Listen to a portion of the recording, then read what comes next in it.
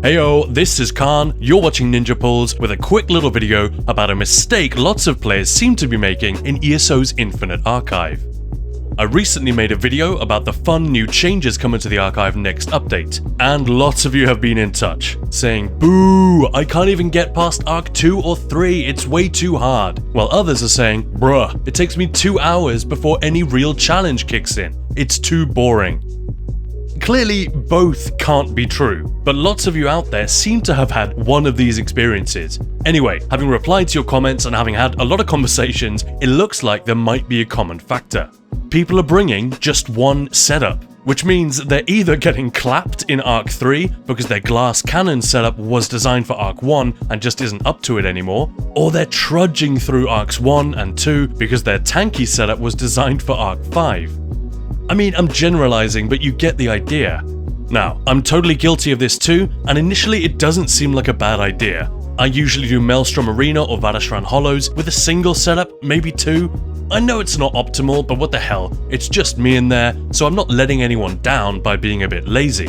The difference is that these arenas have a gently ramping difficulty level.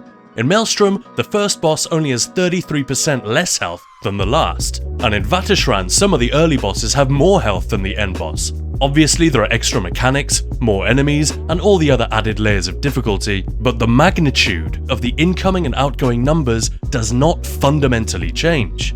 Infinite Archive isn't like that. Because of the much steeper ramping difficulty and the nature of the visions we collect, this content pretty much demands that we change our setup and our approach as we go.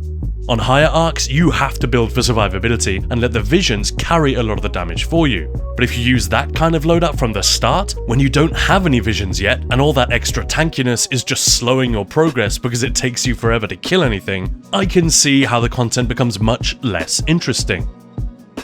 I also realize that some people just don't like Infinite Archive, and that's fine. I'm not saying anyone's opinion is wrong, but I know some players will improve their experience a lot if they just prep multiple setups.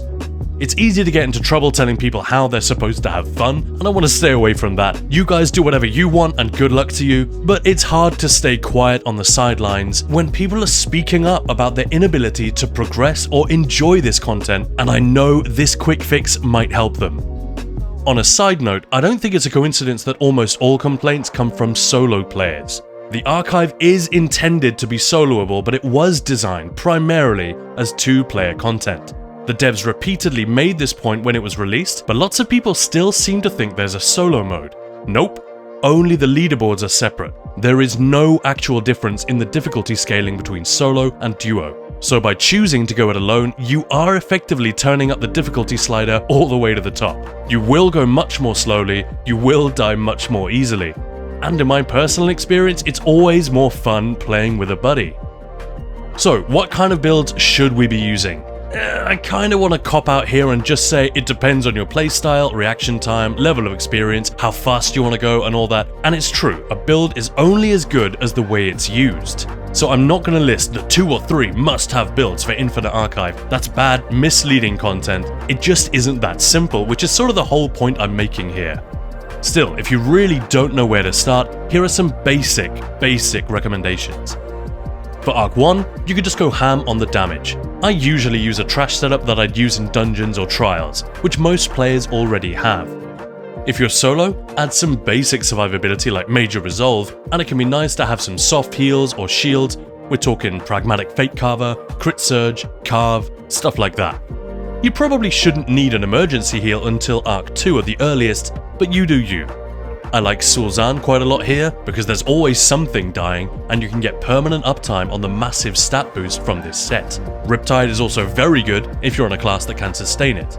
I also have a nuke setup for bosses, Elfbane, Mechanical Acuity, and Balor. Again, it's just because so many of us already have this in our inventory. Pre-buff, dump the ult, and the boss should be dead in one short rotation. Many players prefer Riptide to Elfbane. Tweak it however you want it. You obviously don't need crazy damage to defeat these early bosses, but for me, these nukes are always inherently satisfying to do, and it's one of the best ways to make Arc 1 and Arc 2 a bit more bearable if that's been your problem with it. I usually go through Arcs 1 and 2 on setups like this. if I'm solo. If I have a tank with me, I'll stay on this until Arc 4 or 5, or until I have enough visions for another build to overtake it. It's not perfect, but it is fast. Plus, many of us already have these setups and are used to using them. But it will leave you squishy and reliant on reaction times rather than armor. Some may prefer a bit more room for error, especially when the Marauder shows up in Arc 2. Again, you do you. Now once you get into higher arcs, I am really going to have to cop out. This is not a build video, and I'd have to do at least one for each class to cover the topic properly. There's no time for that here, plus it depends greatly on whether you're solo or not. One of the best things to do if you want advice is to join our Discord and post a question. There are loads of great and friendly players who'll be happy to share their setups and tips.